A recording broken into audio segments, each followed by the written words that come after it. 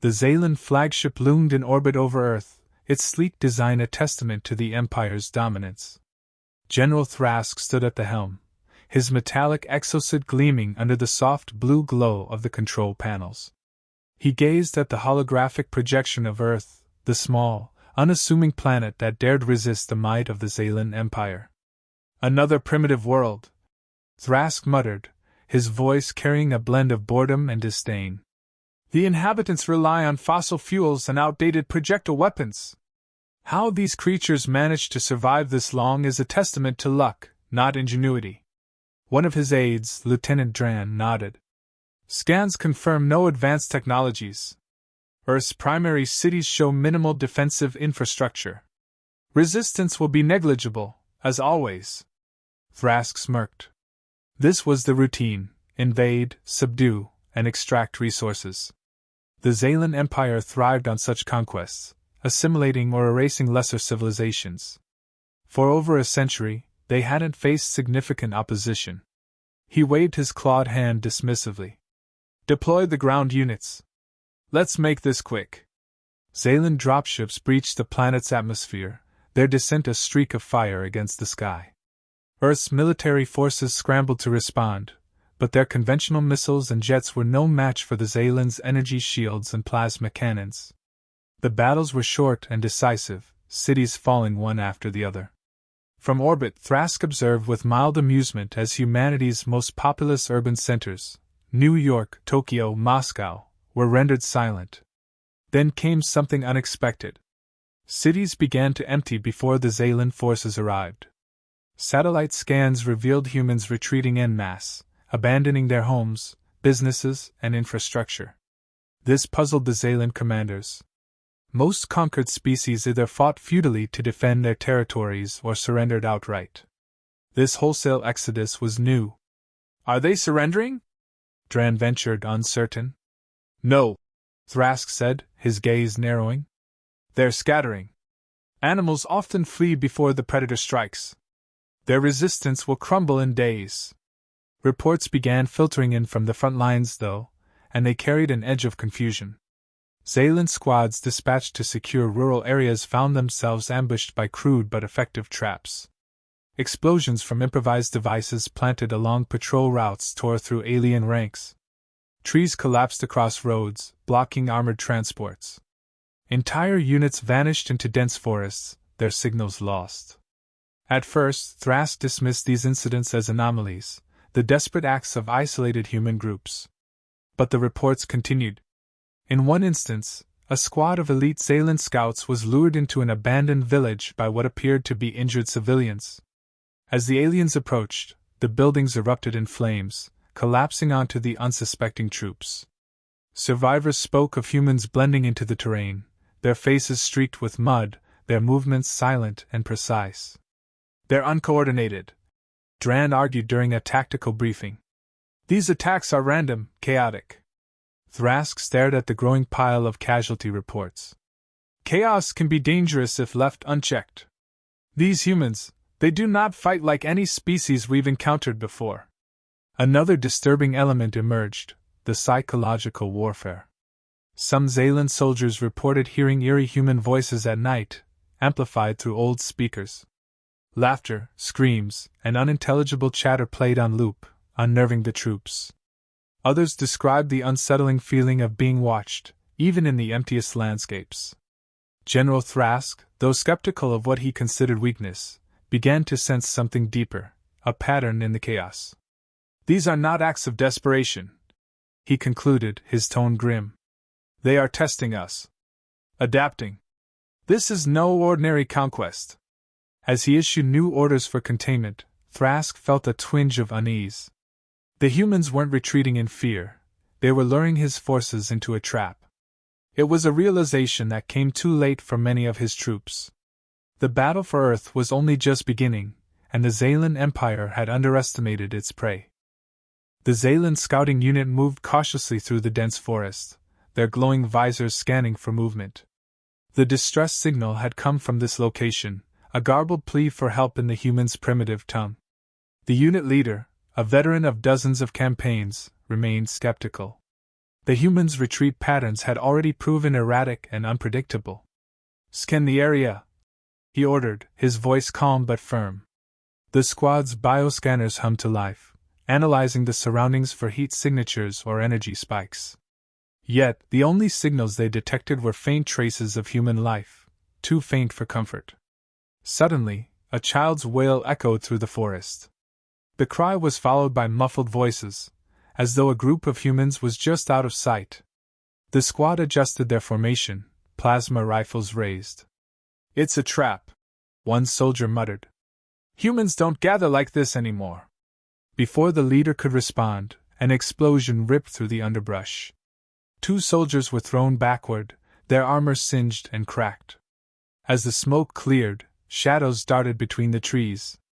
Projectiles, crude but deadly, rained down from the canopy. Wooden stakes, tipped with sharpened metal, pierced the weak joints in their armor. "Fall back!" the leader shouted, but their retreat was cut off. A massive log, rigged with rusted chains, swung from the treetops and crushed 2 more soldiers. Panicked, the survivors scattered, their coordinated unit reduced to chaos. Strange sounds filled the air, human laughter, distorted and looped through old radio speakers. It seemed to come from everywhere and nowhere. The last soldier alive stumbled through the forest, his visor cracked, his breathing ragged. He tripped over a wire, triggering a flood of oily liquid from above. The smell was sharp and acrid. Before he could react, a torch ignited, sending the area into flames. He fled blindly, the forest becoming a nightmare of fire and shadows. Somehow, he survived, collapsing at the edge of the Zaylan camp. His trembling words were the first indication of the humans' new tactics. General Thrask leaned back in his command chair as the footage replayed.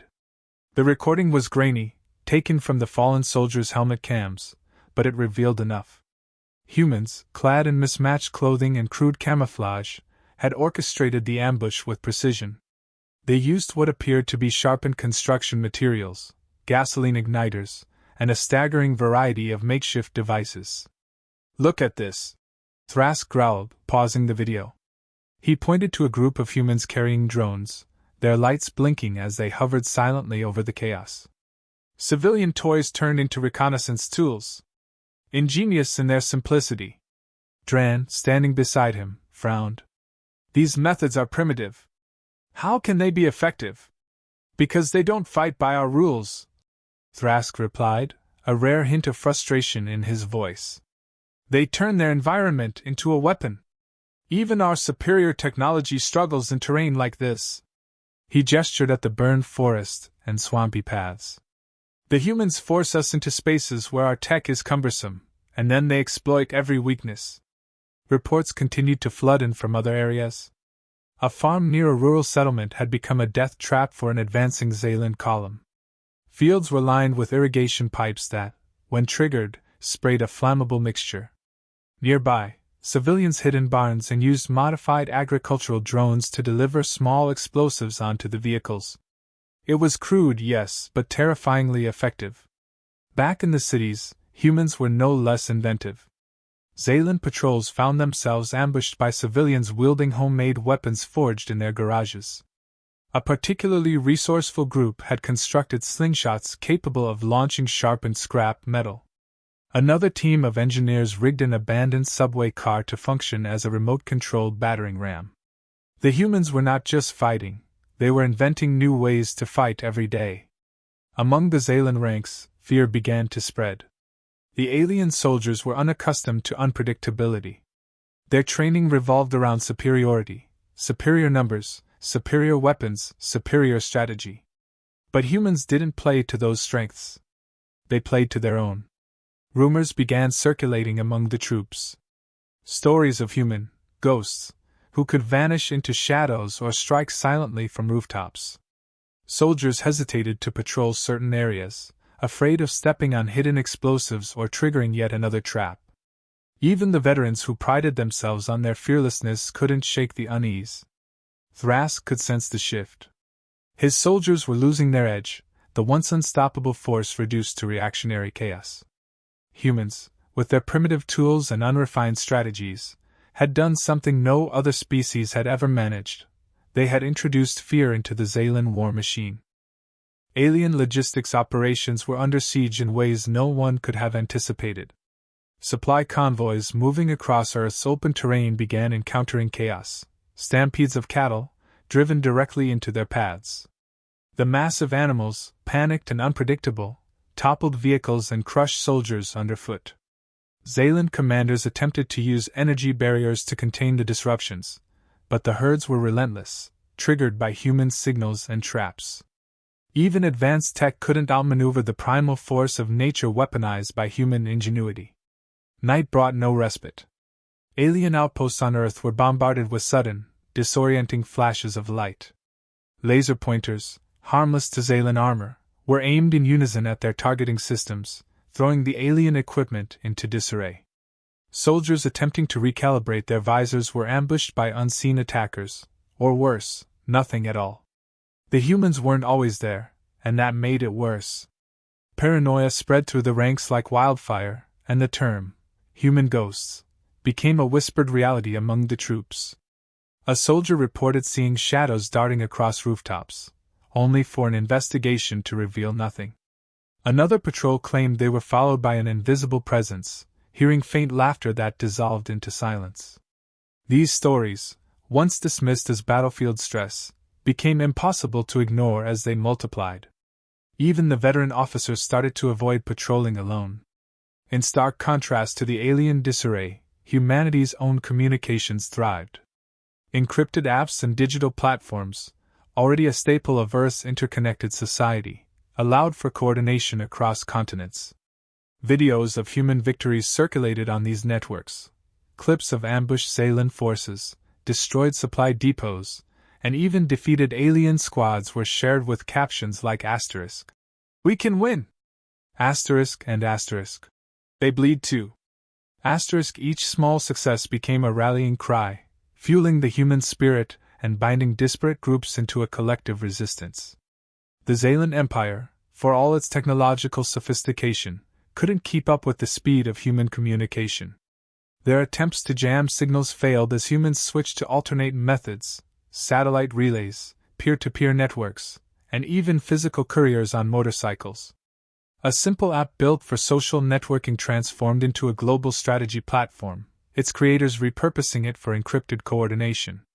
Humanity's ability to improvise seemed boundless, and it frustrated the Zaylan leaders to no end. The first major turning point came during what should have been a routine operation. A heavily fortified Zaylan power generator, critical to maintaining energy shields in a contested zone, was targeted by a small group of humans. Posing as displaced civilians, they approached under cover of darkness, carrying nothing but household tools. Inside their backpacks were items no Zaylan would deem a threat: simple wrenches, electrical tape, and cans of industrial lubricant. The infiltration was seamless. Using their knowledge of basic electronics, the humans sabotaged the generator by bypassing key circuits and overloading the system with improvised tools. Sparks flew, and the generator collapsed in a cascade of failure. Zaylan reinforcements arrived too late, finding only the smoldering ruins of their advanced tech. Spray-painted across the remains was a single, defiant message: asterisk. "This is our planet!"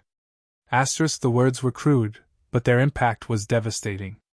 When General Thrask reviewed the aftermath, his claws clenched against the console. He stared at the footage of the graffiti, replaying it multiple times. "They're not disorganized," he admitted through gritted teeth. "They're adapting. Faster than we can contain them." The human's ability to pivot strategies on the fly, weaponizing animals, turning household items into sabotage tools, and coordinating attacks with a precision that belied their apparent chaos, had thrown the Zaylan Empire into a state of confusion. What should have been a swift and decisive conquest had spiraled into a war of attrition, one that the Zaylans were ill-equipped to fight. Thrask could feel the morale of his troops slipping further with every report. The humans weren't just resisting, they were sending a message. Each small act of defiance, each tactical victory, became a blow to the Zaylan psyche. The writing on the destroyed generator wasn't just a taunt, it was a declaration. The Zalan Empire had underestimated humanity, and now they were paying the price. The tension aboard the Zalan flagship was palpable. General Thrask sat at the head of the command table, his clawed hands tapping rhythmically against the polished surface. Around him, his subordinates argued fiercely, their voices raised in frustration. "We need to escalate," barked Commander Virik, slamming a fist onto the table. "Deploy heavier units.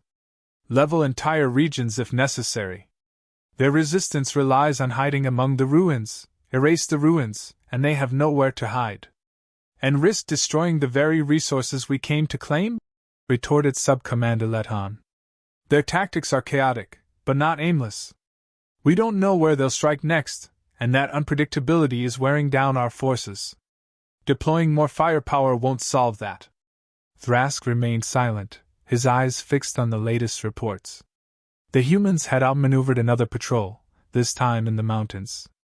They used the terrain, luring alien vehicles into narrow passes before collapsing rock formations to block their retreat. The attack wasn't just precise, it was deliberate, planned with an understanding of Zalan weaknesses. "Enough," Thrask growled, silencing the room. "Escalation isn't the answer. They've adapted to every new strategy we've deployed. What we need is control, not chaos." Control, however, was slipping further from their grasp. Advanced Zalan technology, so effective in traditional warfare, struggled against humanity's decentralized resistance. Plasma turrets couldn't lock onto targets that vanished into dense forests. Energy shields were useless against swarms of trained birds, equipped with miniature cameras to relay alien positions back to human commanders. Even their autonomous drones, meant to patrol and secure regions, were hacked by human engineers using repurposed electronics scavenged from junkyards. In one particularly shocking incident, a group of humans intercepted an alien squad with trained dogs carrying small explosive devices strapped to their collars. The dogs darted under Zalan vehicles, detonating with devastating precision. The aliens, unprepared for such an unconventional tactic, retreated in disarray. The Zalan officers were further unnerved when a captured soldier, one of their own, was returned unharmed. The human captors had interrogated the alien but chose not to harm them. Instead, they released the soldier with a simple message, *. "We fight because we must, not because we want to." It was a display of calculated mercy, one that sowed confusion among the ranks. Why would a species capable of such ferocity show compassion? The act wasn't just strategic, it was psychological. Meanwhile, humanity continued to innovate. In secret workshops and abandoned factories, engineers and scientists worked tirelessly to reverse engineer captured Zalan technology. They stripped down alien plasma rifles, extracting the energy cores to retrofit into existing human weapons. What emerged was a hybrid arsenal, human ingenuity fused with alien advancements. A farmer in the Midwest transformed his tractor into a makeshift armored vehicle, its plow reinforced with salvaged Zalan metals, capable of ramming alien transports. Civilians, too, joined the war effort in creative ways.